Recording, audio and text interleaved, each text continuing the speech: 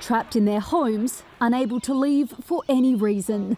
3,000 residents in 9 public housing towers in Melbourne will remain inside their flats for at least 5 days. An unprecedented lockdown for Australia after the buildings were linked to dozens of coronavirus cases. It's very, very challenging, but it is far preferable to seeing vast numbers of people with underlying health conditions infected with this virus, spreading it between each other. For many inside, English is their second language.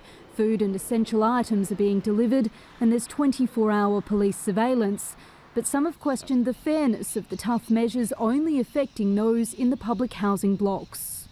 These are massive, incredibly blunt deprivations of liberty, where individuals are now confined to their small apartments, not allowed to leave, except for very few exceptions, and we're not seeing those exceptions being exercised properly at the moment. Australia has been relatively successful in suppressing coronavirus, but in the past week, infections in the state of Victoria have soared. It recorded 127 new cases on Sunday, prompting the closure of its border with neighbouring state New South Wales indefinitely.